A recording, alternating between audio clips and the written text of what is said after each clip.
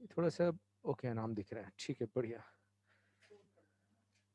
हाँ, एसएचएम की क्वेश्चंस के लिए और टाइम चाहिए? इधर सबने लगा लिया? एक दिन और चाहिए? ठीक है, अपन अपन वेव्स चालू कर देंगे। ठीक है, कल का दिन एक दिन और एक्सटेंड कर लेते हैं। सर आज फिजिक्स नहीं पढ़ पाया।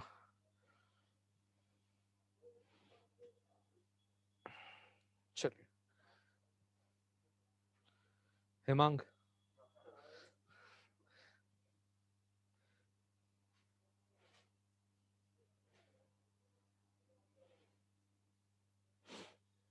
चलिए,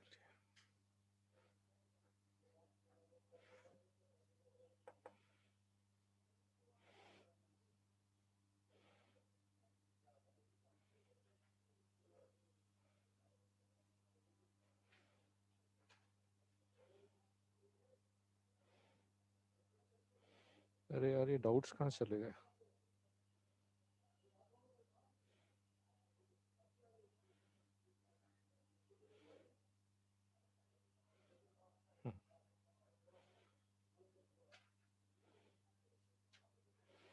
देखो एक क्वेश्चन नीट में आया हुआ है शायद। स्प्रिंग का केस है।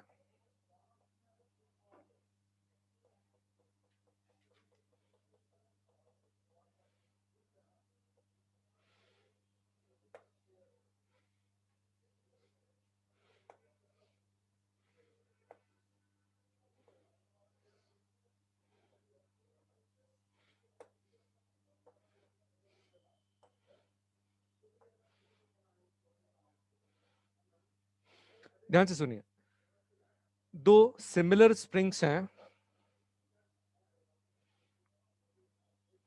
और नाम दिया पी एन क्यू, और पी का जो स्प्रिंग कांस्टेंट है क्यू से ज्यादा है।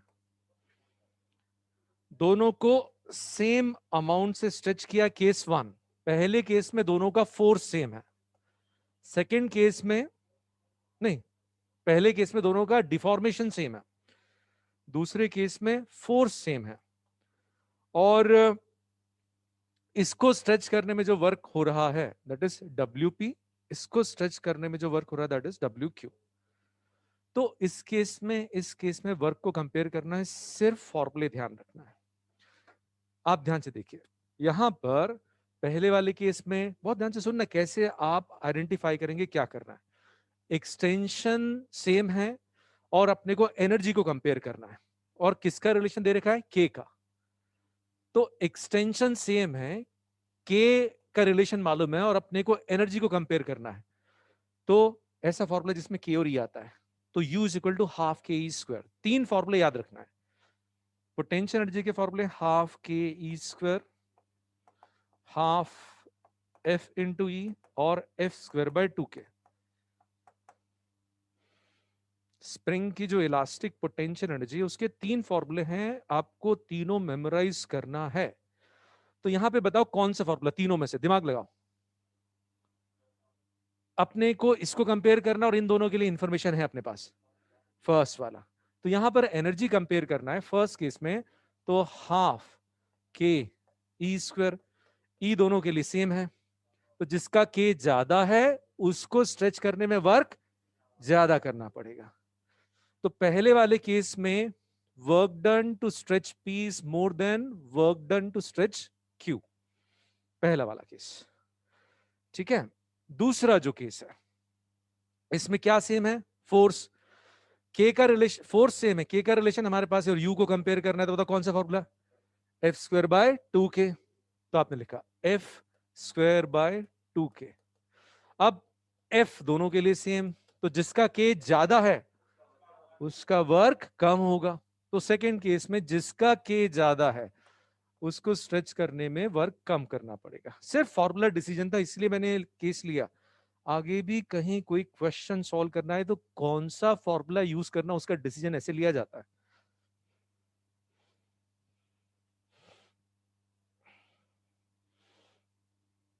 फिर पूछा maximum time period of simple pendulum of large length, maximum time period.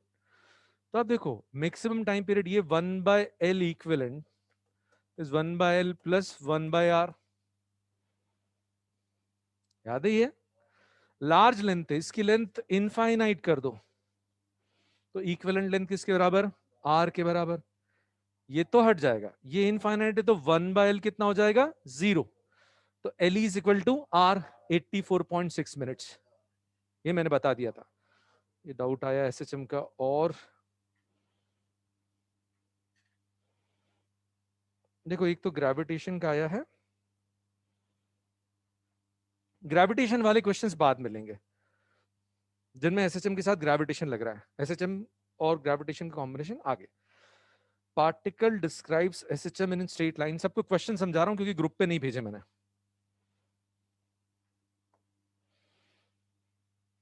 Okay about SHM perform कर रहा है। If the time period is capital T, time period capital T दे रखा है। अरे बाप रे, देखो यहां पर पी पर वो कहते हैं काइनेटिक एनर्जी मैक्सिमम की आधी है। इस पॉइंट पर kinetic energy maximum kinetic energy की आधी है। तो ओ से लेके पी तक कितना टाइम लगेगा, ध्यान से सुनिएगा। यहां काइनेटिक एनर्जी मैक्सिमम की आधी है, मतलब पोटेंशियल एनर्जी भी आधी हो गई। ए बाय, तो पोटेंशियल एनर्जी आधी हो गई तो एक्स ए बाय √2। ठीक है ना, पोटेंशियल एनर्जी मैक्सिमम की आधी है तो एक्स मैक्सिमम का 1/√2। तो यहां पर एक्स की वैल्यू हमने ओरली निकाली ए बाय √2। यहां से यहां तक फेज कितने से चेंज होता है, 45 से। 45 से चेंज होने में जो टाइम लगेगा, क्या क्या टाइम। Is this clear? जिन्होंने वो प्रीवियस लेक्चर्स अटेंड किए उनको समझ में आएगा। जो नए, यदि जिन्होंने लेक्चर अटेंड नहीं किया उनको नहीं समझ में आएगा। उनको आज से जो अपन वेव्स पढ़ेंगे वो समझ में आएगा। ठीक है बेटा, इधर क्लियर। ओरल था, बिल्कुल ठीक है, ओरल था।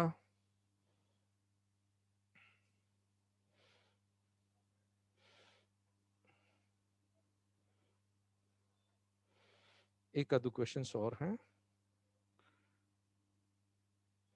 ठीक है, ये भी बहुत अच्छे हैं दोनों। एक तो मैंने भी बता दिया, ये एक टिपिकल केस है।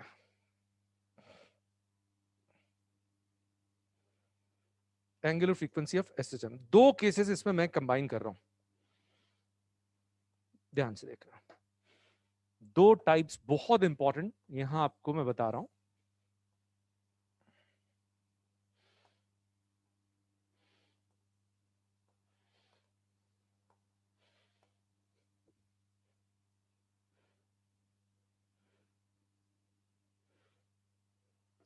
एम्पलीट्यूड दिया है ए, एसएचएम का एम्पलीट्यूड दिया है ए, और कहते हैं कि यहां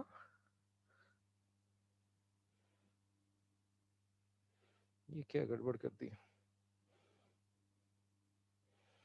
ओके, इन्होंने एक क्वेश्चन पूछा तो यहां पर ये कोफिशिएंट ऑफ फ्रिक्शन म्यू दे दिया है, एम्पलीट्यूड ए दिया है, और कहते हैं मैक्सिमम फ्रीक्वेंसी ऑफ एसएचएम, ये दोनों साथ साथ चलें।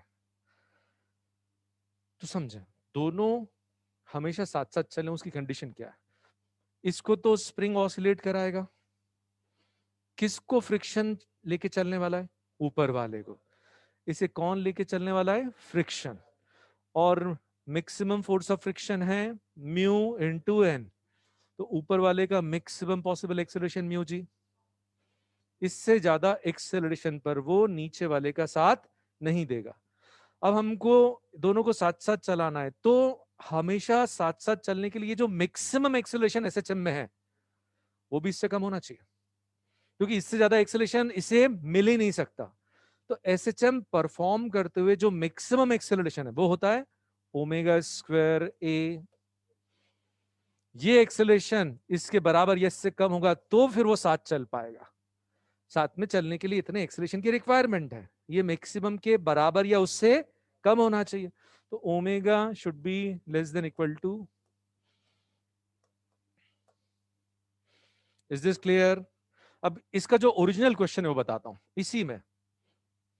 वो आपको कहेंगे मैक्सिमम एम्पलीट्यूड बताओ, ताकि दोनों साथ साथ चले। ये के दे दिया है, ध्यान से सुनिएगा फिर से। हमने देखा ऊपर वाले को फ्रिक्शन साथ में लेके चलेगा, उसका मैक्सिमम एक्सेलरेशन कितना है, म्यू जी, और जो साथ में चलने के लिए एक्सेलरेशन रिक्वायर्ड है मैक्सिमम ओमेगा स्क्वायर है, तो this should be less than equal to mu g. Condition यही है, तब ये साथ में चलेंगे। Omega is root k by m, omega square हो गया,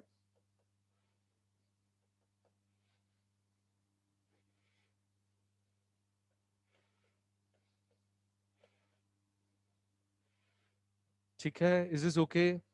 तो a should be less than equal to mu g m plus m by के।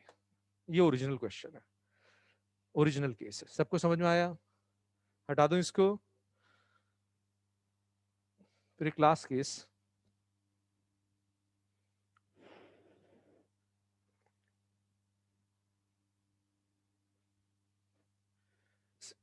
जैसे हमको मालूम है कि कोई प्लांक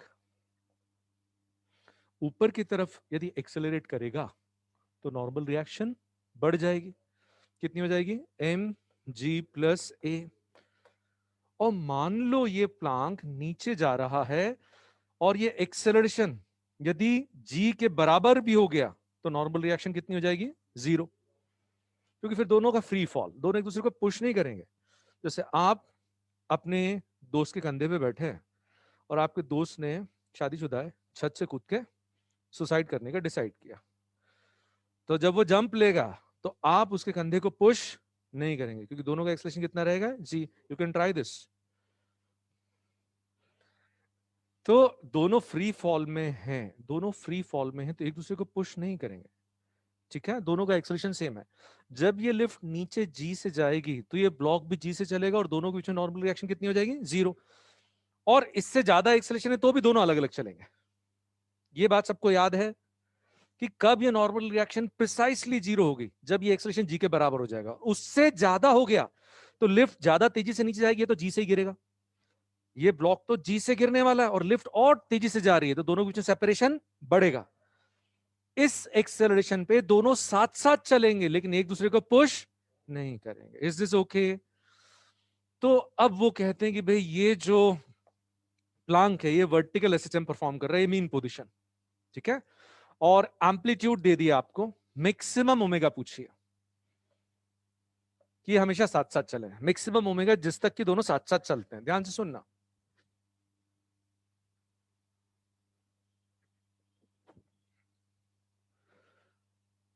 यदि आप चाहते हो कि वो साथ साथ चले तो बस ये ध्यान रखना कि नीचे की तरफ एक्सेलरेशन हमेशा जी के बराबर या उससे कम होना चाहिए। ऊपर की तरफ कितना भी एक्सेलरेशन दे दो वो साथ साथ ही चलेंगे, ऊपर एक्सेलरेशन है तो हमेशा दोनों साथ साथ चलेंगे। यदि नीचे की तरफ एक्सेलरेशन जी के बराबर या उससे कम है तो हमेशा साथ में चलेंगे, क्योंकि इससे ज्यादा हो गया तो दोनों सेपरेट हो जाएंगे। तो जो कंडीशन है दोनों हमेशा साथ साथ चल रहे, तो जो मैक्सिमम एक्सेलरेशन है वो यदि जी से कम हो जाएगा तो बाकी सारे एक्सेलरेशन जी से कम हो जाएंगे। मैक्सिमम एक्सेलरेशन जी से कम है, यहां बैठे सारे बच्चे उनमें से सबसे हैवी बच्चा उसका मास 100 से कम है तो बाकी सब का भी मास 100, जो सबसे भारी है उसका मास 100 से कम है तो बाकी सबका मास 100 से, तो सबसे बड़ा एक्सेलरेशन जी से कम है तो बाकी सारे एक्सेलरेशन तो जी से कम ही होंगे। तो इस कंडीशन में कभी भी सेपरेट, तो देखो यहां से ओमेगा की मैक्सिमम वैल्यू आ गई रूट जी बाय, इसके बराबर या इससे कम, सिंपल स्टैंडर्ड केस है, ठीक है।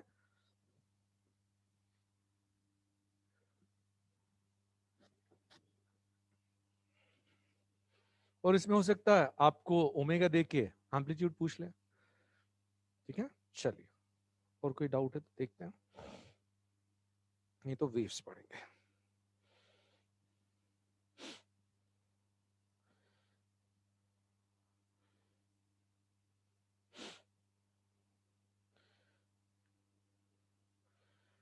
I think I have taken all the doubts जो एसएचएम के आए। किसी का कोई डाउट रह गया है तो इमीडिएटली भेज दो बेटा एसएचएम का, ये कल तक भेज सकते हो। अपन वेव्स चालू कर रहे हैं, है ना। और कोई क्वेश्चन आपने भेजा मैंने नहीं लिया तो एक बार और भेज देना, मैं ले लूंगा, ठीक है।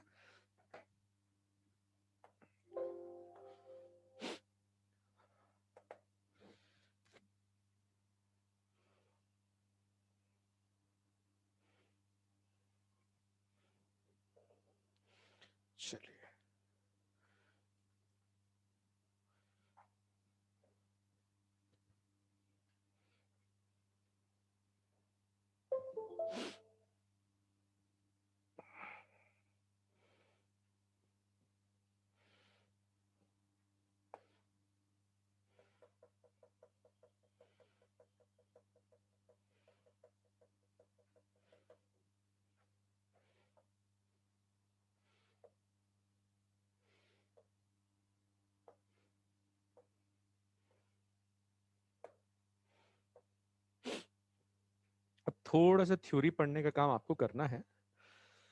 कितनी तरह की वेव्स होती है, लॉन्गिट्यूडनल क्या होती है, ट्रांसवर्स क्या होती है। तो जो एडिशनल कंटेंट है वो मैं बताता हूँ, ठीक है। रिपल क्या होती है?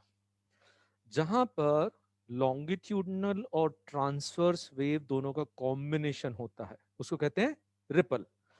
तो एक फील वाला एग्जांपल, जैसे मान लीजिए वेव इधर चल रही है, डिस्टर्बेंस इधर आगे बढ़ रहा है,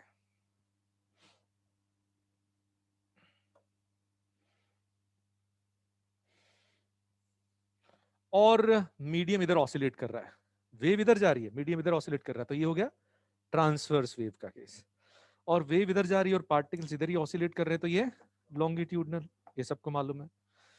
अब एक केस विजुलाइज करो, है ना, किसी तालाब के किनारे आपने बोट को बांध रखा है, तो जो वेव है वो तो वाटर की सरफेस पे ही चलेगी, वाटर वेव वाटर की सरफेस पे चलेगी।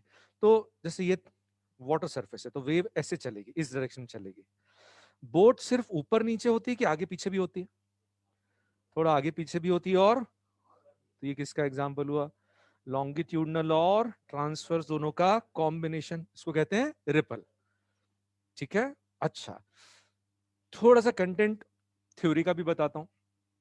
जो लॉन्गिट्यूडनल वेव्स हैं, मैकेनिकल वेव्स की बात कर रहे हैं पहले। मैकेनिकल वेव लॉन्गिट्यूडनल भी होती है और ट्रांसवर्स भी। जो इलेक्ट्रोमैग्नेटिक वेव होती है वो सिर्फ क्या होती है? ट्रांसवर्स।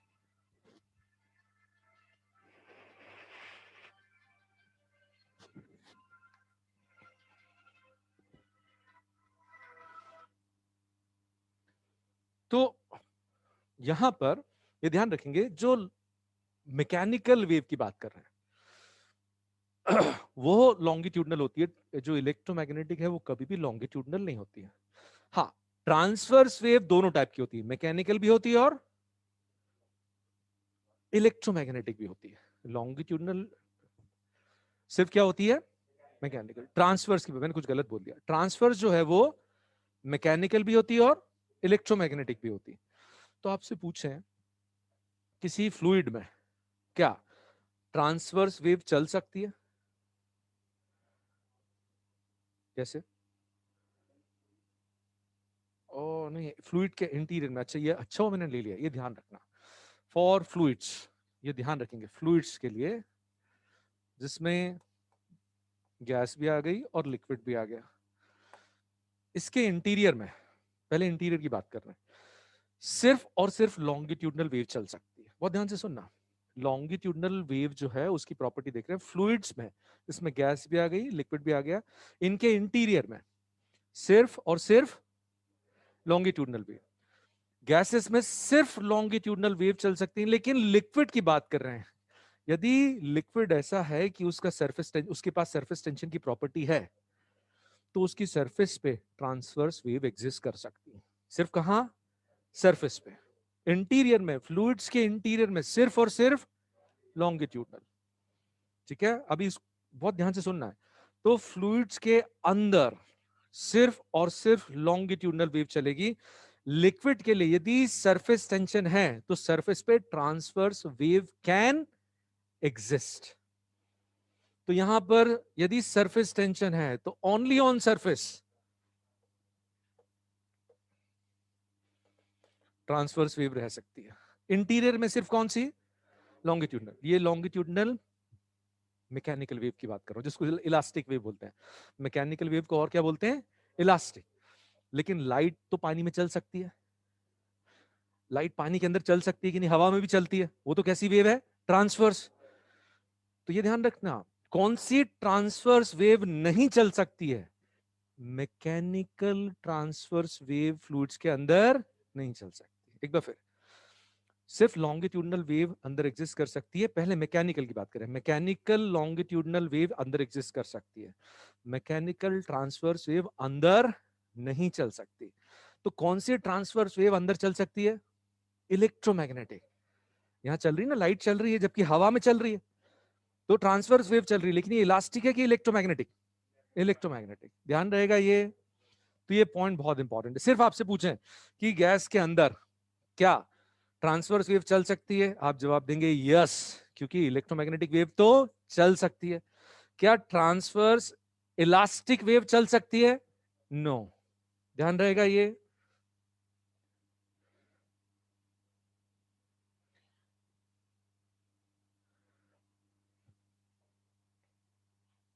तो ये ध्यान रखना है, ठीक है। अब अपने को वेव फंक्शन समझना है।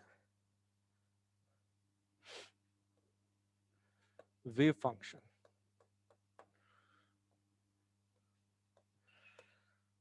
तो देखिए धागे के ऊपर जो वेव चलती है उसी से समझेंगे।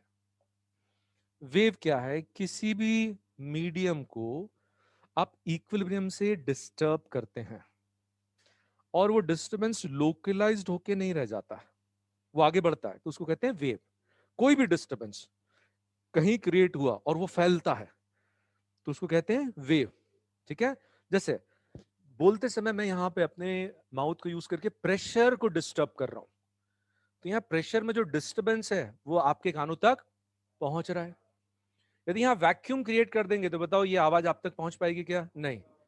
तो ये जो प्रेशर में डिस्टरबेंस वो यहां क्रिएट कर रहा हूं, लेकिन वो यहां लोकलाइज्ड होकर रह रहा है कि आगे बढ़ रहा है? तो किसी भी मीडियम की कोई भी एक प्रॉपर्टी इक्विलिब्रियम कंडीशन से डिस्टर्ब करते हैं और वो डिस्टरबेंस वहीं का नहीं होके रह जाता, वो फैलता है। तो travelling disturbance is called wave, ठीक है। तो जैसे इस धागे को खींच के रखा है आपने, एकदम स्ट्रेट है, तो ये धागे की इक्विलिब्रियम कंडीशन है। यहां से अपने आप इक्विलिब्रियम कंडीशन की प्रॉपर्टी क्या, वहां से चेंज होने की टेंडेंसी नहीं है ना। जैसे एक एग्जांपल, मान लीजिए आपने एक ब्लॉक को यहां रखा है, तो ये इक्विलिब्रियम है क्योंकि छोड़ने पर इसके मूवमेंट की टेंडेंसी नहीं है। यहां रखा है तो ये बताओ यहीं रहेगा क्या? तो इक्विलिब्रियम का फील्ड जहां है वहां से चेंज, अपने आप चेंज की टेंडेंसी नहीं है। तो यहाँ पे किसी भी पार्टिकल के मूवमेंट की टेंडेंसी नहीं है, ठीक है। और हम इस पॉइंट को पकड़ के सिर्फ इस पॉइंट को डिस्टर्ब करते हैं, इसको ऑसिलेट करना चालू करते हैं, तो क्या सिर्फ ये ऑसिलेट होगा कि पूरा मीडियम ऑसिलेट होगा? तो ये डिस्टर्बेंस पोजीशन में है। क्या डिस्टर्ब कर रहे हैं हम? पोजीशन। पोजीशन में डिस्टर्बेंस आगे बढ़ रहा है तो this is called displacement wave. This is called, ये क्या है? Pressure wave. ये क्या है? Pressure wave. तो आप pressure, temperature, electric field, magnetic field, किसी भी चीज को डिस्टर्ब करते हो और वो डिस्टर्बेंस फैलता है तो दैट इज कॉल्ड वेव। तो यहां पर वेव को समझने के लिए अपन धागे के ऊपर जो वेव चलती है उसको यूज करेंगे। तो समझिए, यहां जब इस धागे के ऊपर वेव चल रही है तो हर एक पार्टिकल ऊपर नीचे हो रहा है। अभी अपन मान लेते हैं ये जो धागा, this is lying along x axis, मतलब हर एक धागे का इक्विलिब्रियम y कितना है? 0। जब वेव चलेगी तो क्या चेंज होगा? y। यहां पोजीशन डिस्टर्ब होगी, यहां क्या डिस्टर्ब हो रहा है? प्रेशर। तो यहां displacement wave is described bye y। किसी भी टाइम पर किसी भी धागे का y कोऑर्डिनेट 1 mm है, मतलब उसका डिस्टर्बेंस कितना है? 1 mm, ठीक है। तो यहां y कोऑर्डिनेट क्या बताता है? डिस्टर्बेंस। तो समझें यहां पर वेव फंक्शन क्या होता है? ऐसा फंक्शन जो मीडियम के किसी भी पॉइंट पर किसी भी टाइम पर आपको डिस्टर्बेंस बता दे। यानी यहां क्या बता दे? y coordinate. यहां क्या बता दे? Pressure change. यहां क्या बताए? Pressure change. यहां क्या बताना चाहिए? y। तो ये फंक्शन तो आपने देखा ही हुआ है, y is equal to a sine plus या माइनस ओमेगा टी। जो वेव फंक्शन है उसमें कोऑर्डिनेट और टाइम दोनों का कॉम्बिनेशन होना कंपलसरी है। उसमें कोऑर्डिनेट भी आना चाहिए और उसमें टाइम भी आना चाहिए। ऐसा क्यों? क्योंकि जैसे आपको x इज इक्वल टू 10 पर t इज इक्वल टू 2 पे डिस्टर्बेंस निकालना है, तो इस फंक्शन में x की जगह क्या रखोगे? 10, और टाइम की जगह 2, तो दोनों आने चाहिए ना। तो जो वेव फंक्शन है जिससे डिस्टर्बेंस की वैल्यू मिलती है, it is function of coordinate and time, ठीक है। और बिना डेरिवेशन के भी मैं दे रहा हूं, ये जो ट्रैवलिंग वेव है, ऐसा डिस्टर्बेंस जो ट्रैवल करता है, एक अपन आगे पढ़ेंगे स्टैंडिंग वेव, एक पढ़ेंगे स्टैंडिंग वेव। जो ट्रैवलिंग वेव है जो कि आगे बढ़ती है, उस वेव की प्रॉपर्टी, उस वेव में हमेशा एक्स और टी दोनों होना ही चाहिए, दोनों होना चाहिए, ठीक है। और ये जो फंक्शन है, ध्यान से सुनिएगा, it has to be function of linear combination of x and t. ये बहुत भारी लगेगा आपको,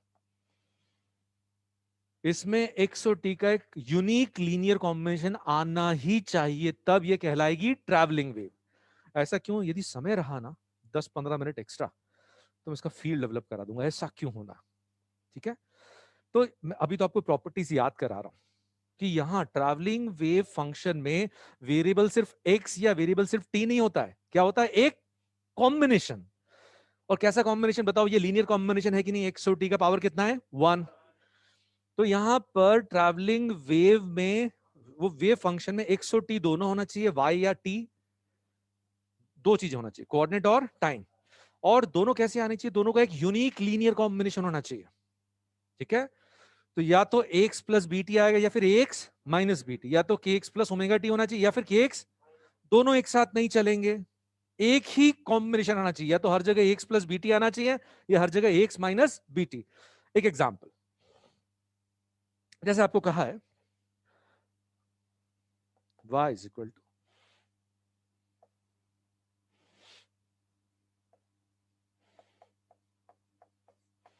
एक फंक्शन और एक और फंक्शन।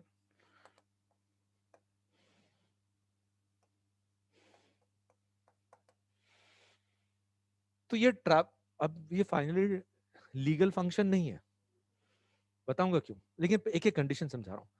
फंक्शन ही गलत है, ये फंक्शन ठीक है, ये फंक्शन ही गलत है। यहां पर इसको आप ध्यान से देखेंगे तो x प्लस वी टी या x माइनस वी टी, दोनों का कॉम्बिनेशन आएगा, x plus we T into. तो आपसे पूछें कि ये जो है क्या एक यूनिक लीनियर कॉम्बिनेशन का फंक्शन है? नहीं, इसमें प्लस वी टी भी आ रहा है, ये गलत है। तो क्या करेंगे सही गलत चेक करने के लिए? आपको एक्स और टी का पावर कितना लेके आना है? 1। भले से यहां कुछ भी आ जाए, इससे कोई लेना देना नहीं। इधर क्यूब आता है, स्क्वायर कुछ भी आ जाए, इधर पहले आप कन्वर्ट करेंगे जहां एक्स और टी का पावर 1 हो जाता है। यदि यूनिक कॉम्बिनेशन मिलता है तो फिर वो क्या है? पहली कंडीशन सेटिस्फाई हो रही, it is legal travelling wave function. ठीक है, तो इसमें एक पॉइंट और कि जैसे मान लीजिए आपको कहीं ऐसा दे रखा, इट इज फंक्शन ऑफ,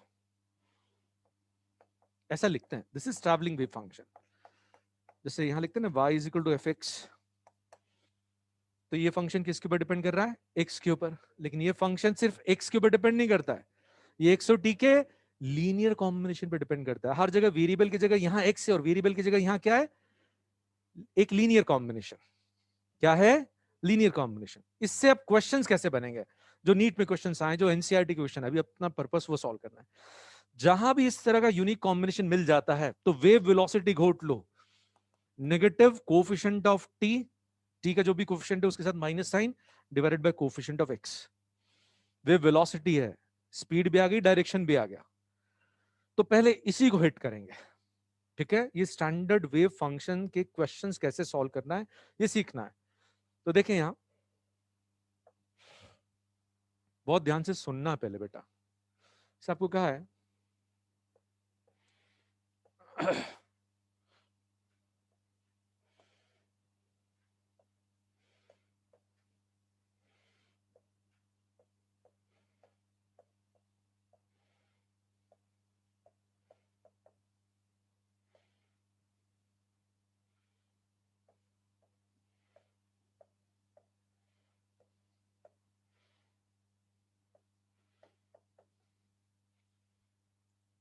क्या ये एक्स और टी के लीनियर कॉम्बिनेशन का फंक्शन है? आप बहुत ध्यान से देखो, पहले आप एक्स और टी का पावर 1 करने की कोशिश करो। This is x minus b t का होल स्क्वायर। आराम से देखो, दिस इज एक्स माइनस, तो आपको स्क्वायर के ऊपर फंक्शन नहीं आएगा, लिख लो आप, स्क्वायर के ऊपर नहीं जाएगा। तो देख के आप एनालाइज कर सकते हैं कि भैया यहां पर ये फंक्शन लीनियर कॉम्बिनेशन में कन्वर्ट हो रहा है कि नहीं हो रहा है, हो रहा है कि नहीं। देखो, बहुत डिफिकल्ट क्वेश्चन नहीं आएगा, आराम से देख के हम डिसाइड कर सकते हैं।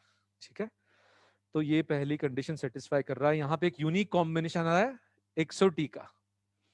और यदि वेव वेलोसिटी पूछी है तो बताओ क्या आएगी? माइनस साइन, टी का कोफिशिएंट कितना है? माइनस बी, और एक्स का कोफिशिएंट ए, तो velocity is plus b by तो वेलोसिटी पॉजिटिव है और वैल्यू कितनी आ रही है b बाय।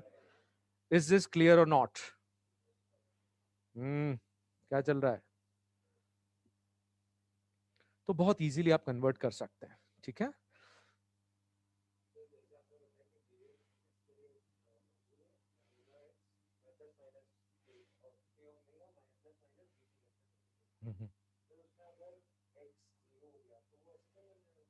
बता रहा हूँ, उस पे आ रहा हूँ, अरे बिल्कुल आ रहा हूँ उस पे। Is this clear? पहला केस। एक क्वेश्चन और आपको देता हूं, ठीक है।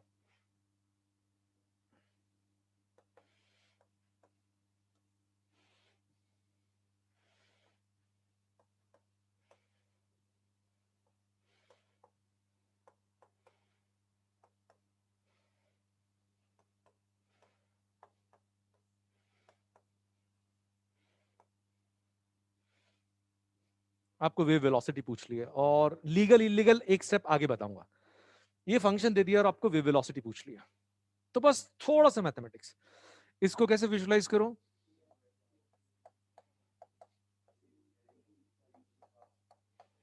और इसको भूल जाओ, थोड़ी देर के लिए इसको अलग करो। यहां पे क्या आना चाहिए साथ में? यदि यहां प्लस साइन है तो 2 टाइम्स a इंटू बी आना चाहिए। और यहां क्या आ रहा है? आ रहा है, पहले चेक कर लो ये कन्वर्टिबल है कि नहीं। तो ये 2x का स्क्वायर है, ये 3t का स्क्वायर है, और इसको लिखा, इसको मत देखो, इधर देखो, 2ab, और प्लस साइन क्या आता रहा है, तो प्लस साइन वाला टर्म आपने यूज किया। इधर माइनस आता तो आप भी माइनस लगाते। तो ये टर्म आ गया +5। तो this is basically, this function is 10 divided by what? 2x plus 3t का स्क्वायर, और बचा हुआ है 5। अब बताओ वेव वेलोसिटी, जल्दी बताओ।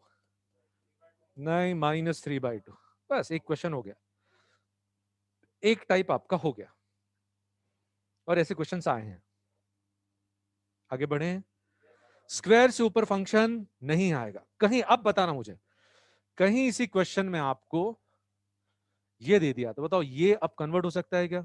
इधर प्लस माइनस कुछ कुछ भी चलेगा, लेकिन ए स्क्वायर माइनस बी स्क्वायर नहीं आता। ए प्लस बी का स्क्वायर है या ए माइनस बी का स्क्वायर है, बीच में ए स्क्वायर प्लस बी स्क्वायर ही आएगा। ए स्क्वायर माइनस बी स्क्वायर कभी ऐसा आ जाए, ये ट्रैवलिंग वेव फंक्शन है ही नहीं। चलेगा ये भाई? तो पहला टाइप मैंने बता दिया। अच्छा, थोड़ी अंडरस्टैंडिंग और डेवलप करते हैं।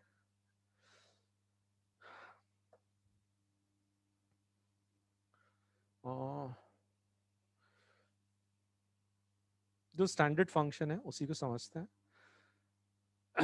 ये एनसीईआरटी में 4 या 5 फंक्शन दे रखे, मैंने लिख लिए, एनसीईआरटी से कॉपी कर लिया, उनके बारे में पूछा है।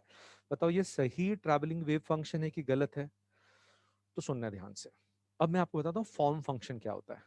फॉर्म फंक्शन से ये जो y is equal to a sine kx minus omega t है,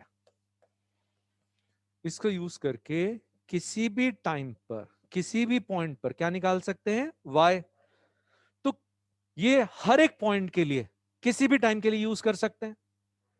अच्छा, 2-3 पॉइंट्स जो ट्रैवलिंग वेव फंक्शन अपने को अपने सिलेबस में कवर करना है, उसकी प्रॉपर्टीज। मान लीजिए आपने थ्रेड के ऊपर एक हम्प जनरेट किया, ऐसा एक हम्प जनरेट किया, तो ये जो हम्प है अब आगे बढ़ेगा, है ना। इस प्रैक्टिकली देखेंगे तो हम्प का साइज छोटा होते चले जाएगा, क्योंकि एनर्जी डिसिपेट होती है। अपने सिलेबस में डिसिपेशन को अकाउंट नहीं करना है, हम्प का साइज चेंज नहीं होगा। और हमें मालूम है वेव की स्पीड कौन डिसाइड करता है? मीडियम, है ना। हिंदी मीडियम की इंग्लिश मीडियम, बताओ कौन डिसाइड करता है? अरे मीडियम डिसाइड करता है। मीडियम की प्रॉपर्टीज वेव स्पीड डिसाइड करती हैं। तो कुछ भी नहीं दे रहेगा तो वेव स्पीड कांस्टेंट मानेंगे। जिस मीडियम में चल रही है वो मीडियम यूनिफॉर्म मानेंगे, non uniform medium clearly mention रहेगा। तो हम जहां गिवन नहीं है वेव स्पीड को क्या मानेंगे? कांस्टेंट। और जैसे 1D में एक ब्लॉक कांस्टेंट वेलोसिटी से चल रहा है, उसका मोशन एनालाइज करते हैं, वैसे ही इसका मोशन एनालाइज करेंगे। इसको कैसे रीड करेंगे? Like a particle. एक ब्लॉक चल रहा है, क्या चल रहा है? एक ब्लॉक। ये ब्लॉक आगे चल रहा है कांस्टेंट वेलोसिटी से। और विजुअलाइज, एक धागा है और इसके नीचे आपने एक वुडन ब्लॉक फिक्स कर दिया है। ठीक है, ये वुडन ब्लॉक, इस वुडन ब्लॉक को आगे लेके जाएंगे तो ये हम्प आगे बढ़ेगा। ऐसे फील डेवलप करो कि एक है ना पार्टिकल जैसा कुछ चल रहा है, एक ब्लॉक जैसा चल रहा है, क्योंकि इसका साइज भी चेंज, ठीक है, और इसकी स्पीड भी चेंज नहीं होगी। तो इससे काम इतना इजी हो जाएगा विजुलाइज करने का। तो देखिए यहां पे अभी आपसे पूछूं कि यदि ये इधर जा रहा है, ठीक है, और ये कहलाता है एम्पलीट्यूड, जो मैक्सिमम डिस्प्लेसमेंट वो क्या कहलाता है, एम्पलीट्यूड। और अपने सिलेबस में ये चेंज नहीं होगा। यदि ये 10 mm है तो इस पार्टिकल का मैक्सिमम डिस्प्लेसमेंट यानी एम्पलीट्यूड 10 है, तो आगे वाले हर एक पार्टिकल का 10 ही रहेगा। ट्रैवलिंग वेव है तो वही शेप आगे बढ़ेगा। तो जैसे ये पार्टिकल ऊपर जाके नीचे आ जाएगा, जैसे ये लकड़ी का टुकड़ा नीचे से निकल गया, तो पहले ये पॉइंट ऊपर जाएगा फिर नीचे आ जाएगा।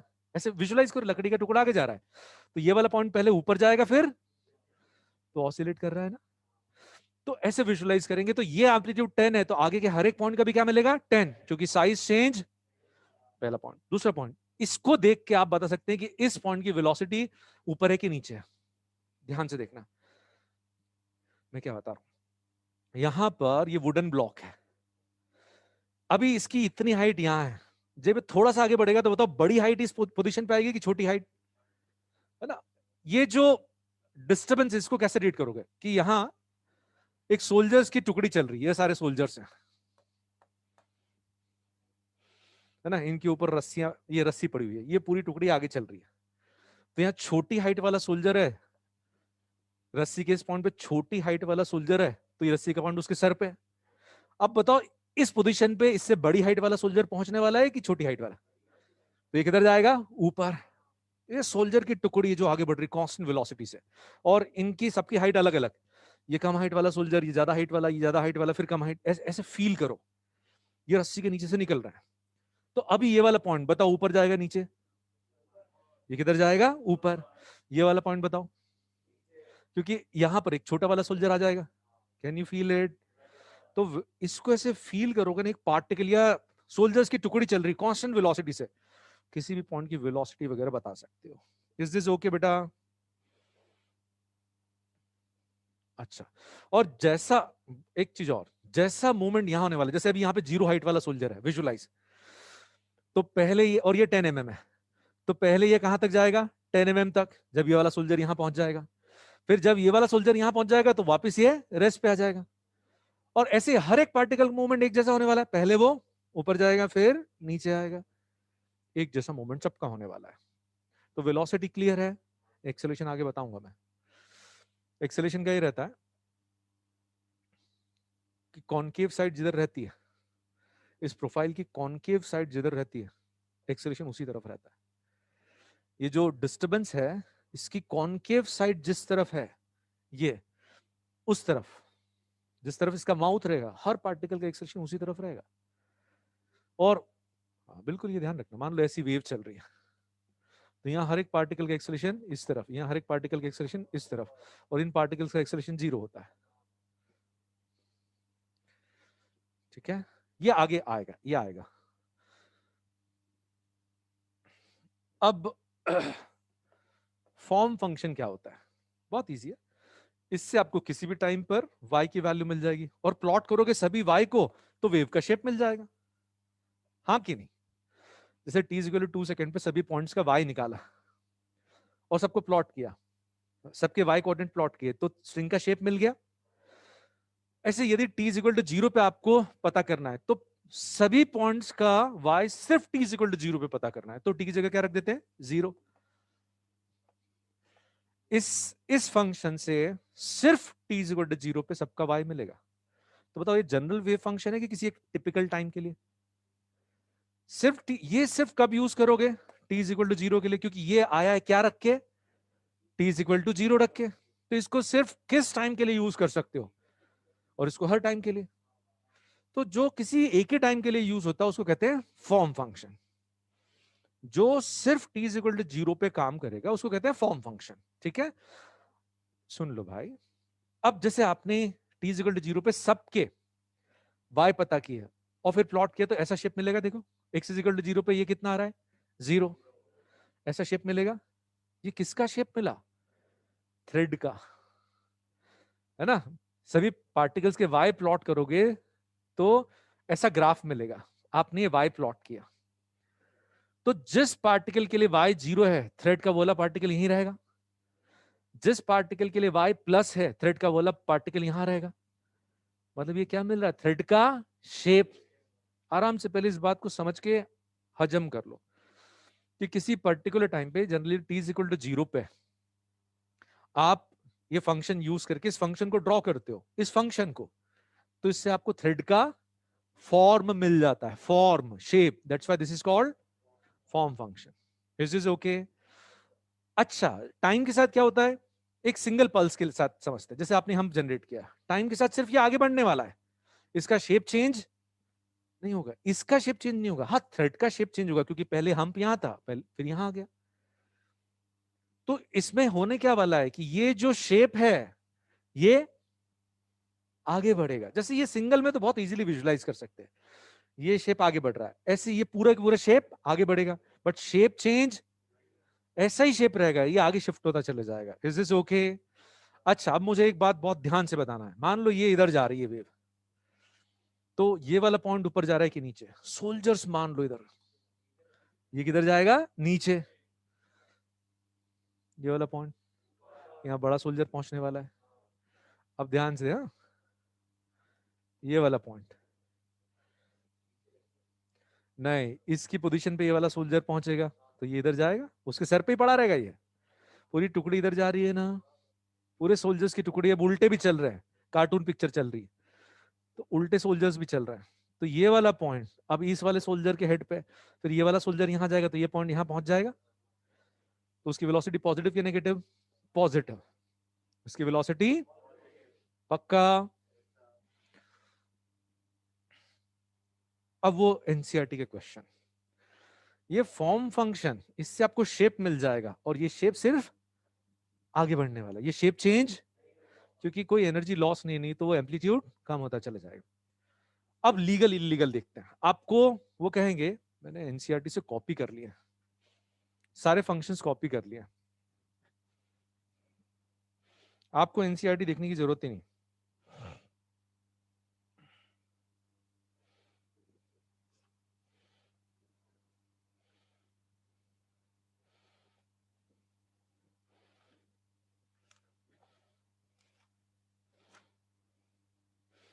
एक फंक्शन दे दिया x माइनस वी टी का square,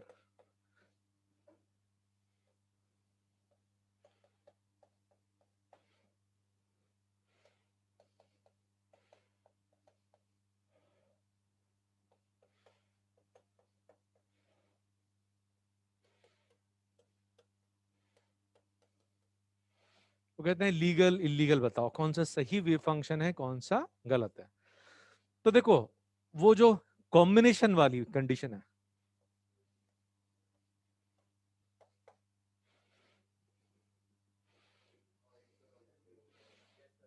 combination, linear combination unique होना चाहिए, पहली कंडीशन। अब इनमें से तीन कंडीशंस और हैं। एक तो यूनिक कॉम्बिनेशन होना चाहिए, तो हर जगह x प्लस वी टी होना चाहिए, हर जगह, पहली बात। दूसरी बात, ये फॉर्म फंक्शन हर जगह वेल डिफाइंड होना चाहिए, और हर जगह, ये आपको समझ में नहीं आने वाला, क्योंकि एनसीईआरटी मेडिकल वालों के लिए नहीं लिखी जाती, वो तो फिजिक्स के लिए लिखी जाती है। तो ये वेल डिफाइंड और बाउंड का मतलब बता देता हूं, वो चेक करना है। तो जो फॉर्म है वो तो समय के साथ चेंज नहीं होगा, तो फॉर्म वेल डिफाइंड होना चाहिए, फॉर्म फंक्शन वेल डिफाइंड होना चाहिए। इसका मतलब क्या? जैसे यहां ध्यान से देखो और इसको देखो, हमको चेक करना है कि जो फॉर्म है, जो वेव फॉर्म है, वो लीगल है कि नहीं। तो t इज इक्वल टू 0 रख देते हैं। t इज इक्वल टू 0 पे ये क्या आ रहा है? 1/x। बताओ, x इज इक्वल टू 0 पे यहाँ y डिफाइंड है क्या? नहीं, x इज इक्वल टू 0 पे y की वैल्यू नॉट डिफाइंड है, तो ये फंक्शन लीगल वेव फंक्शन नहीं है, क्योंकि x इज इक्वल टू 0 पे जो पॉइंट है उसका y से नहीं मिलेगा। तो वेल डिफाइंड यानी क्या क्या कंडीशन? डिनोमिनेटर में 0 नहीं होना चाहिए, एक तो 1/0 नहीं होना चाहिए, लॉग में नेगेटिव नंबर नहीं होना चाहिए, और स्क्वायर रूट में नेगेटिव नंबर नहीं होना चाहिए। Square root of negative number defined है क्या? नहीं नहीं, इमेजिनरी नंबर की बात नहीं कर रहे हैं आप, ये बताओ ये रियल है क्या? डिनोमिनेटर में 0 तो डिफाइंड है क्या? Log of negative number defined है क्या? नहीं। ये तीनों नहीं आना चाहिए। तो यदि आप इसको चेक करना चाहते हो तो आप सिर्फ शेप चेक करो। t इज इक्वल टू 0 पे जो शेप है हमेशा वही शेप रहेगा। तो t इज इक्वल टू 0 पे ये फंक्शन आ गया। बताओ इसमें क्या प्रॉब्लम है? इसमें डिनोमिनेटर में 0 आएगा। x इज इक्वल टू 0 पे डिफाइन। क्लियर? ऐसे इसको चेक करना है तो आप t इज इक्वल टू 0 रख दो। ये नेगेटिव x के लिए डिफाइंड है क्या? नहीं भाई, माइनस इन्फिनिटी से प्लस इन्फिनिटी सारी वैल्यूज के लिए डिफाइंड होना चाहिए। तो ये कहां गड़बड़ कर देगा?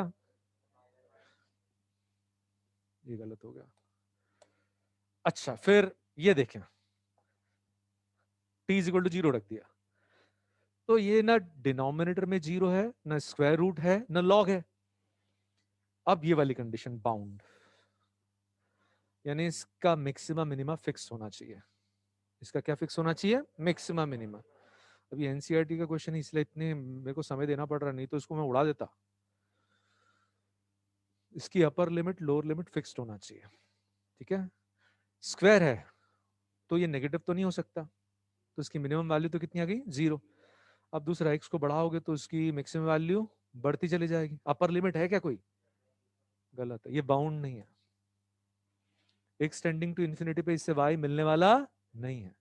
लेकिन एक बहुत अच्छा केस, बहुत ध्यान से सुनना बेटा।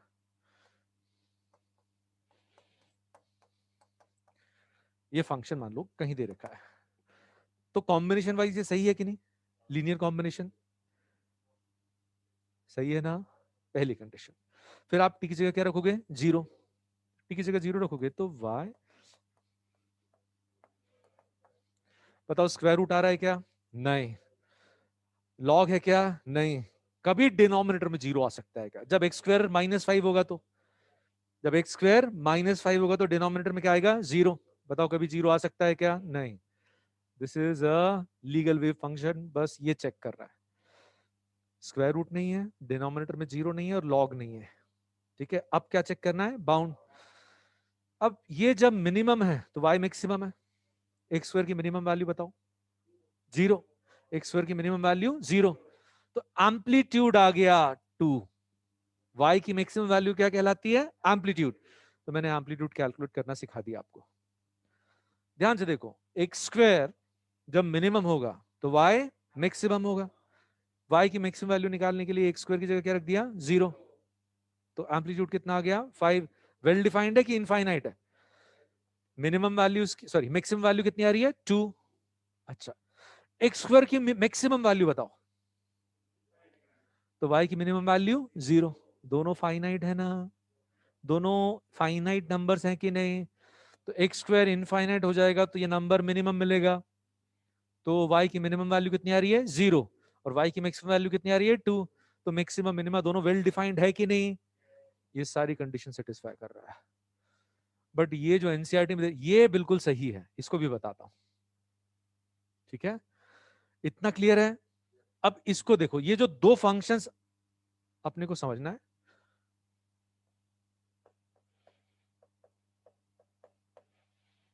बताओ कॉम्बिनेशन वाइज ये सही है कि गलत है? सही है, बिल्कुल सही है। अच्छा, और यहां 10 लगा देते चलो, और आप टी की जगह 0 रख दो। स्क्वायर रूट है क्या? स्क्वायर रूट नहीं है। लॉग है क्या? और डिनोमिनेटर में 0 है क्या? नहीं। इसको ना ऐसे हमेशा लिख लेना 10। ठीक है, अच्छा, डिनोमिनेटर में 0 नहीं आएगा। डिनोमिनेटर में 0 नहीं आ रहा, दो नंबर्स का डिफरेंस होगा तो 0 आएगा। या डिनोमिनेटर में 0 नहीं आएगा। इसकी मिनिमम वैल्यू बताओ? 0। जब ये मिनिमम तो y मैक्सिमम, या 0 रखो तो a की वैल्यू कितनी आ गई? 10। अच्छा, इसकी मैक्सिमम वैल्यू इनफाइनाइट, तो डिनोमिनेटर इनफाइनाइट, तो y की मिनिमम वैल्यू 0। दोनों वेल डिफाइंड है।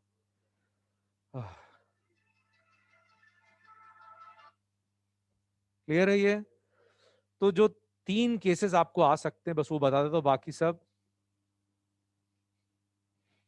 इलीगल है। जो एनसीईआरटी के फंक्शन है ये legal illegal x square unbound है, एक्स के साथ बढ़ते ही चले जाएगा, तो ये कॉम्बिनेशन वाइज सही है, लेकिन ये बाउंड नहीं है। इसमें तो लॉग ही आ गया, इसमें डिनोमिनेटर में जीरो आ जाएगा, ये सही है बिल्कुल, लेकिन यहां प्लस आ जाएगा तो ये गलत हो जाएगा, वो भी समझ लो।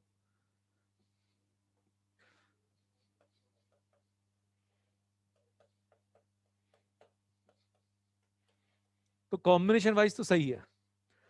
एक्स स्क्वायर की मिनिमम वैल्यू 0, तो y की मिनिमम वैल्यू 10, एक्स स्क्वायर की मैक्सिमम वैल्यू, तो इस फंक्शन की भी मैक्सिमम वैल्यू, ये बाउंड नहीं है। जितना मैंने बता दिया इसके बाहर नहीं जाएगा, क्योंकि एनसीईआरटी कवर कर रहे हैं। एनसीईआरटी फिर आपको, बायो वालों को हार्डकोर मैथ्स के क्वेश्चंस नहीं पूछेगी, वो ये एक्सपेक्ट करती कि आपने मुझे पढ़ा है कि नहीं, तो उतने मैंने आपको बता दिया, ठीक है।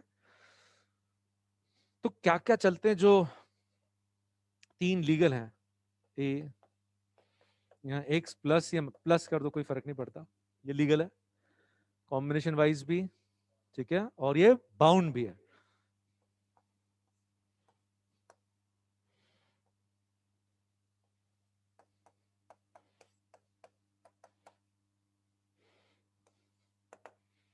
दूसरा, कॉम्बिनेशन वाइज सही है और ये बाउंड भी है। कैसे किया आपने, देखो ध्यान से, यहां 10 और नीचे 25x² + 2, बताओ यहाँ प्लस आ गया तो कभी डिनोमिनेटर में जीरो आ सकता है, लॉग और स्क्वायर रूट तो है ही नहीं। यहां यदि माइनस साइन कर देंगे गड़बड़ हो गई, बीच में माइनस साइन है ना, तो ये लीगल है, और यदि यहाँ माइनस है तो ये इलीगल है, क्योंकि फिर डिनोमिनेटर में क्या आ जाएगा, जीरो, ये बिल्कुल। और तीसरा सबसे काम का, साइन या कॉस,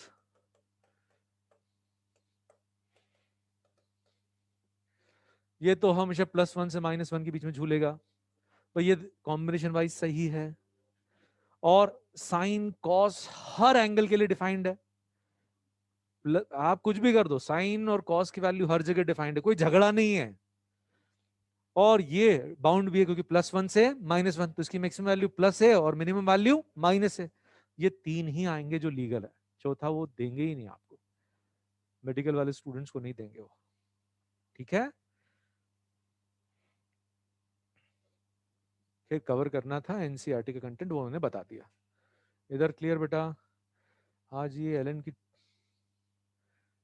तुमको रोका नहीं, एलन की टी शर्ट पहन के आनी थी।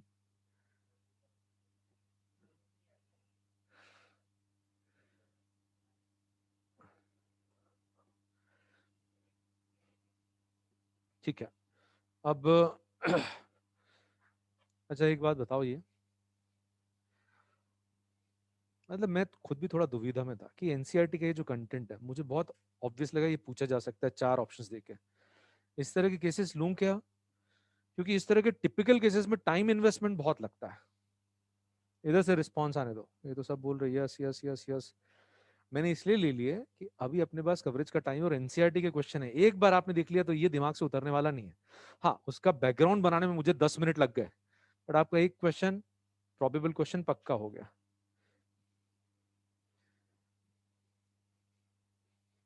ठीक है,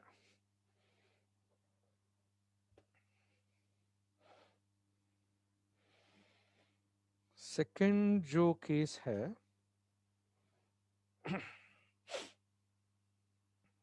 आगे बढ़ाते हैं इसको। किसी भी पॉइंट की, थ्रेड के किसी पॉइंट की वेलोसिटी पता करना है तो ये फॉर्मूला याद रखेंगे, इट इज, ये गोट लो, बताता हूं क्या है। थ्रेड के किसी भी पॉइंट की वेलोसिटी चाहिए तो -m यानी स्लोप, और VW यानी वेव वेलोसिटी। समझाता हूं, ये थ्रेड की किसी भी पॉइंट की velocity, velocity of medium particle, particle, ये वेव की वेलोसिटी, थ्रेड का स्लोप कैसे यूज करते हैं, ध्यान से देखो, एक सिंपल क्वेश्चन से समझाता हूं। मान लीजिए इस तरह का एक शेप चल रहा है, हाइपोथेटिकल शेप,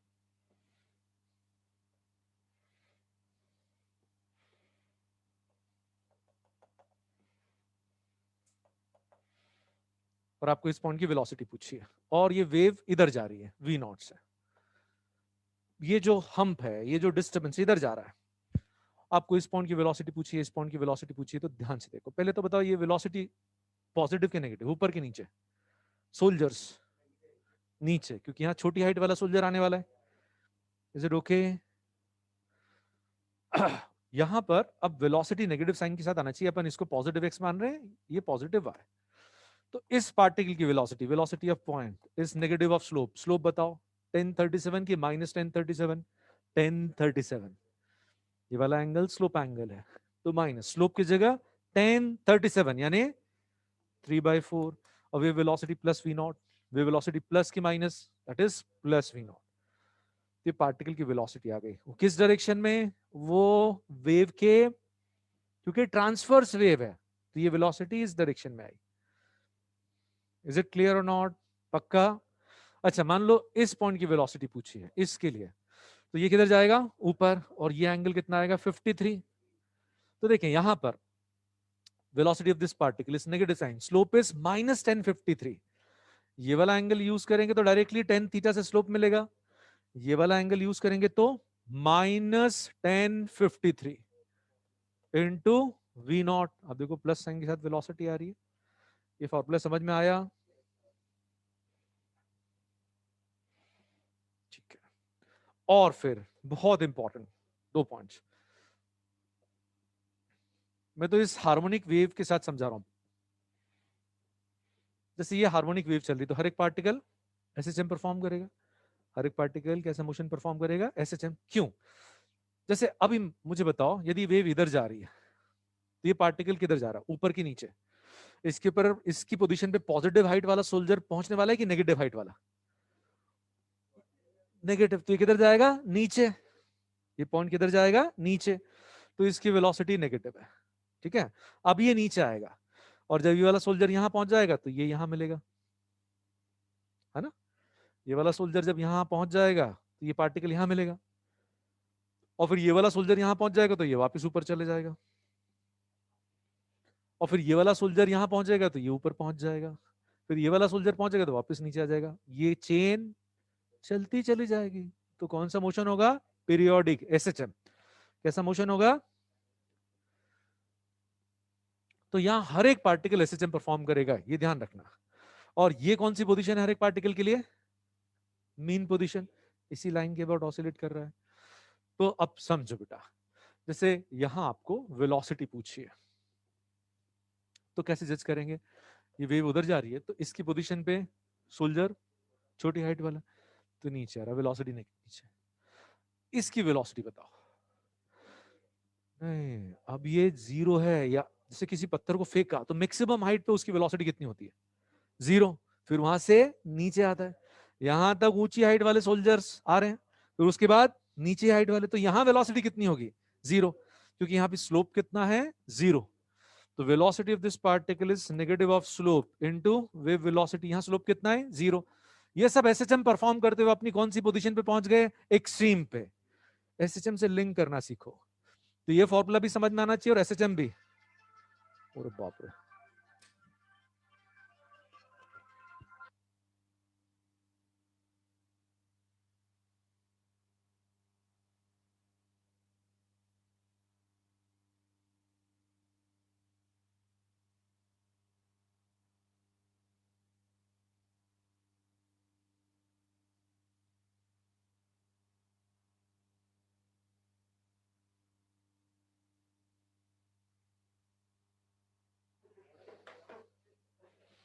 पाँव कांपते हुए दिख रहे थे क्या?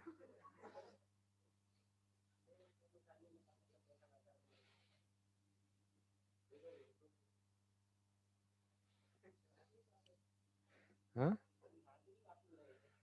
अरे तुमको दिखना नहीं चाहिए। चलो, तो यहां पर अच्छा, ये तो बात समझ में आ गई। अब देखो ध्यान से, यहां हर एक पार्टिकल का एक्सेलरेशन किस तरफ होता है एसएचएम परफॉर्म करते समय? Mean position. ये एक्सेलरेशन का डायरेक्शन बता रहा हूं, हमेशा किस तरफ रहेगा? मीन पोजीशन है, कॉनकेव साइड जिधर रहेगी उधर ये एक्सेलरेशन रहेगा। यहां एक्सेलरेशन बताओ, क्योंकि ये मीन पोजीशन पे, तो एक्सेलरेशन कितना रहेगा? जीरो। ध्यान रहेगा ये। तो ऐसे आप देख के वेलोसिटी का डायरेक्शन, एक्सेलरेशन का डायरेक्शन बता सकते हैं। ठीक है, यहां पर वेलोसिटी 0 है, यहां वेलोसिटी रादर स्पीड मैक्सिमम। हर एक पार्टिकल एसएचएम परफॉर्म कर रहा है, और एसएचएम के लिए सारे फॉर्मूले, maximum speed a omega, maximum acceleration a omega square, और speed omega square root of a square minus s square displacement, यानी वाई। चलेगा ना ये? तो यहां से यदि अपने को क्वेश्चन में ग्राफ दिया है तो अपन एसएचएम के सारे फॉर्मूले यूज कर सकते हैं। डायरेक्शन अपने को वेव की प्रॉपर्टी यूज करके जज करना है। एक बार ये बता रहा है ना, इस पॉइंट की वेलोसिटी ध्यान से देखो और बताओ। इस पॉइंट की वेलोसिटी, इसकी पोजीशन पे और नेगेटिव हाइट वाला सोल्जर पहुंचने वाला है। ये वाला सोल्जर है, ये वाला सोल्जर यहां पहुंच जाएगा तो ये नीचे आ जाएगा। Is this clear? वैसे आप वेलोसिटी का डायरेक्शन अलग से जज करेंगे, फॉर्मूला वैल्यू देगा। ठीक है, और एक बहुत इंपॉर्टेंट इंफॉर्मेशन, ये फंक्शन, ये एक से रिलेशन,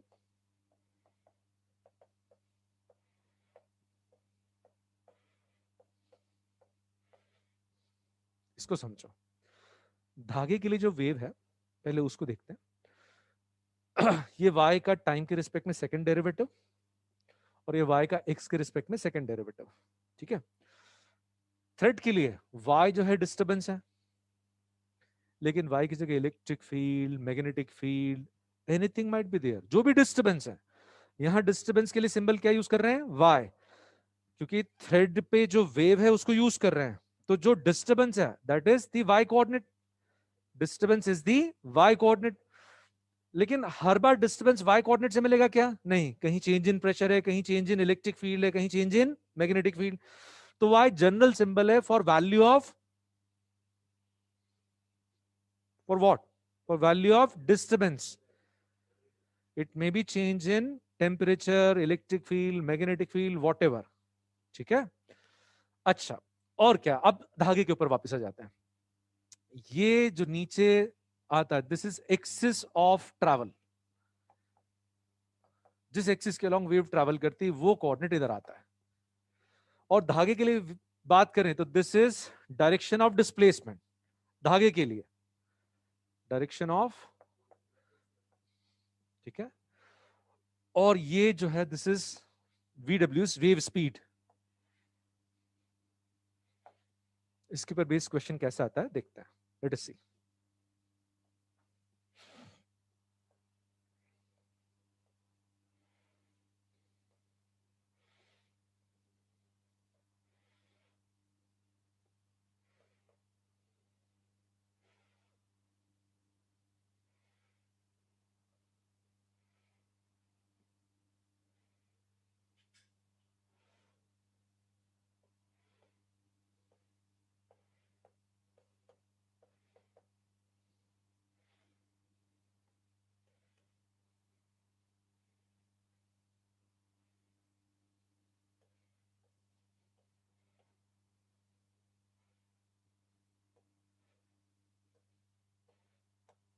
बहुत ध्यान से सुनना।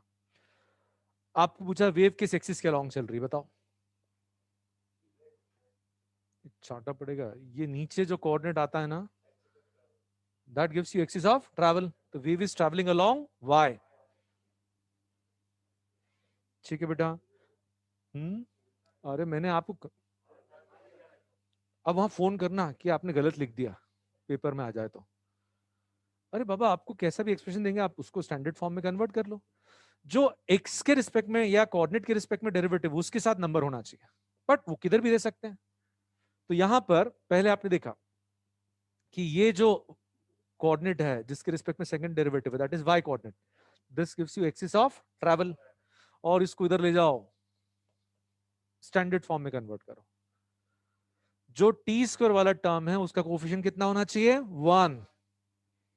अच्छा, और z किसके लिए सिंबल यूज किया है? Displacement of particle along y। तो था लॉन्गिट्यूडनल वेव की ट्रांसवर्स वेव चल रही y के अलोंग, और डिस्प्लेसमेंट भी अलोंग y है। z is symbol use for displacement along y। तो वेव चल भी y के अलोंग रही है और पार्टिकल का डिस्प्लेसमेंट भी अलोंग y है। तो बताओ कैसी वेव है? लॉन्गिट्यूडनल ना वेव y के अलोंग चल रही है और ये z जो है that is displacement along y, तो कैसी वेव है? और ऐसा कुछ भी नहीं दे तो z यानी z कोऑर्डिनेट, दोनों चीजें आ सकती हैं। तो इस क्वेश्चन के हिसाब से बताओ ये ट्रांसफर्स है कि लॉन्गिट्यूडनल?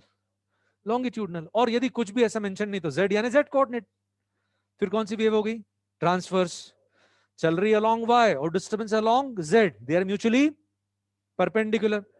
तो नॉर्मल कंडीशन में this is a transverse wave, और ऐसा जो स्टेटमेंट दिया है ऐसा दे रखा है तो फिर लॉन्ग, वो क्वेश्चन के हिसाब से आप डिसाइड करेंगे।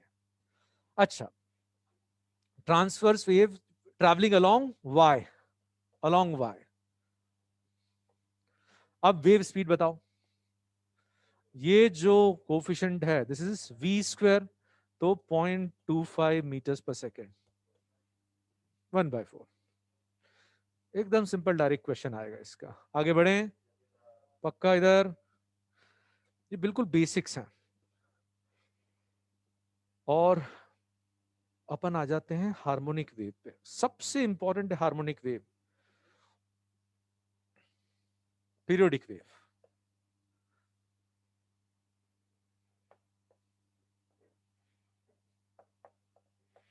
अपने को सिर्फ कवर करना है हार्मोनिक वेव।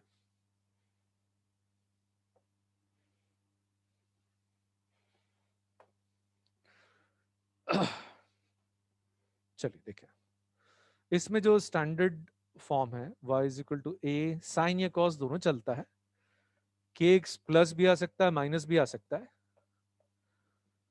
तो जब ये माइनस आ जाता है तो वेव पॉजिटिव डायरेक्शन में चलती है, और यहाँ प्लस आ जाता है तो नेगेटिव डायरेक्शन में। ऐसा क्यों? क्योंकि देखो वेव वेलोसिटी, ध्यान से सुनना, wave velocity not speed is minus sign, coefficient of t बताओ,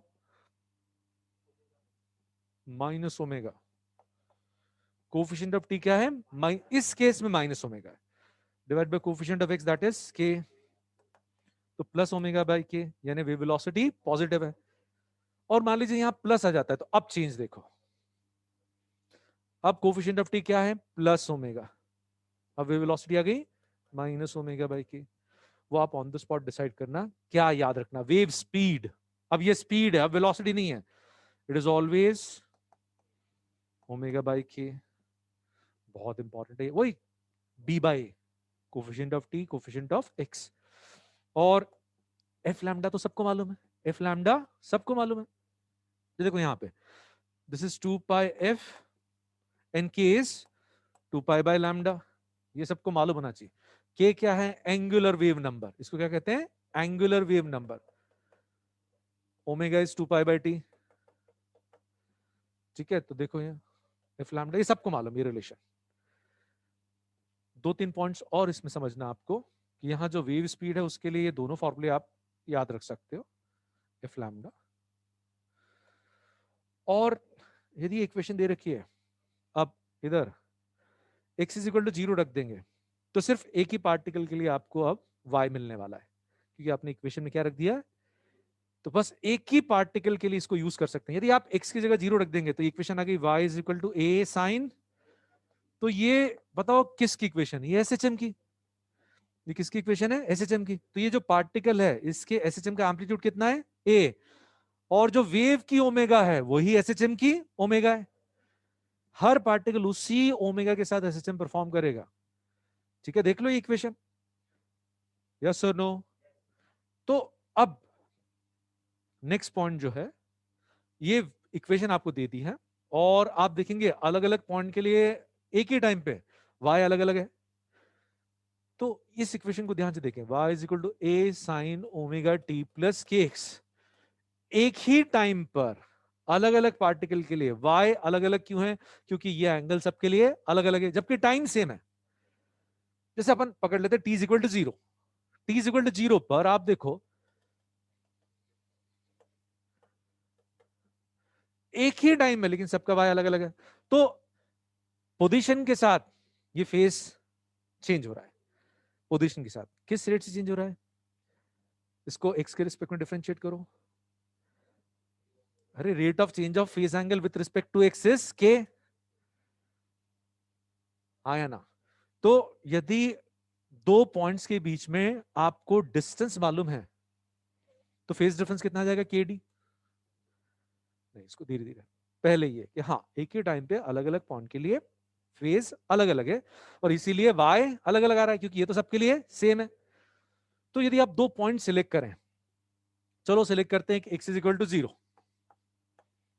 और एक सिलेक्ट किया x is equal to d, तो यहां पे फेज आ जाएगा omega t plus k x और यहां पे आ जाएगा omega t plus k D.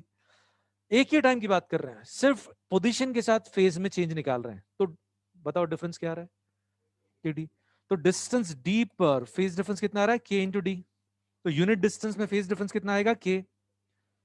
Per unit distance phase कितने से चेंज होता है, के से। तो डिस्टेंस डी में कितने से चेंज होगा, के डी से। तो याद रखना डिस्टेंस के साथ अलग अलग पॉइंट पर ये फेज अलग अलग क्यों है, इस टर्म के कारण। डिस्टेंस डी पे फेज डिफरेंस कितना आएगा, के इंटू डी। ये याद रखना, अभी क्वेश्चंस आएंगे इसके, ठीक है। दूसरा, एक ही पॉइंट को देखेंगे तो हमेशा यही रहेगा क्या ये कि ऑसिलेट करेगा। अब आप सिर्फ एक पॉइंट ऑब्जर्व कर रहे हो, सिर्फ एक पॉइंट विच इज ओरिजिन, तो आप ओरिजिन पे एक पॉइंट सेलेक्ट करके उसको देख रहे हो तो ये ऑसिलेट कर रहा है, तो इसको ऑब्जर्व करने के लिए आपने एक्स की जगह 0 रख दिया, ठीक है। या कोई एक जनरल पॉइंट पकड़ा आपने एक्स नॉट पे, कोई एक पॉइंट सिलेक्ट किया जिसका एक्स कोऑर्डिनेट एक्स नॉट है, तो ये तो फिक्स हो गया। तो बताओ फेस किसके कारण चेंज हो रहा है, टाइम के कारण। पोजीशन वही है, अब यहां पे चेंज टाइम के कारण हो रहा है। तो पर यूनिट टाइम कितने से चेंज होगा, फेस ओमेगा टी, इसकी रेट ऑफ चेंज ओमेगा। तो टाइम के साथ किस रेट से चेंज होता है, ओमेगा के रेट से। तो आपसे पूछा टाइम टी में कितने से चेंज हो जाएगा, omega delta T, omega T.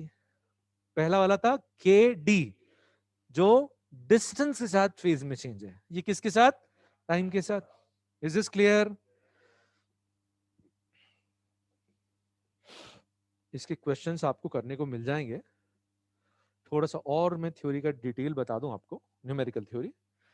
कई बार आपको इस इक्वेशन को डिफरेंट फॉर्म्स में देके क्वेश्चन पूछता है, तो सारे फॉर्म्स में लिख देता हूं।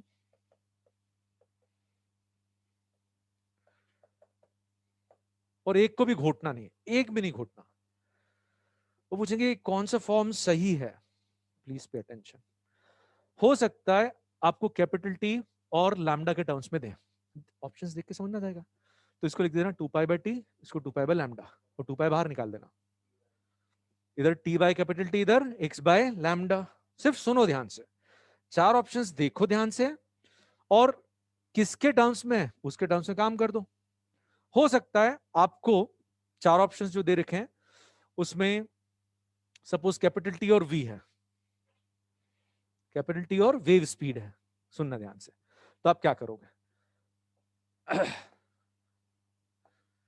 के नहीं है, के नहीं है, तो हमारे पास ये रिलेशन है omega by k is equal to v. Omega by k is equal to v. आपने देखा चारों में के नहीं है, तो आप कैसे रिप्लेस कर दोगे, ठीक है। अब उन्होंने 2 पाई बाय टी बाहर निकाल दिया है, आप भी निकाल दो। अब ओमेगा को किसके टर्म्स में कन्वर्ट कर देंगे, 2 पाई बाय टी, और बाहर लिखा है तो बाहर जैसा जैसा उन्होंने दिया है, एक फॉर्म और आ गया।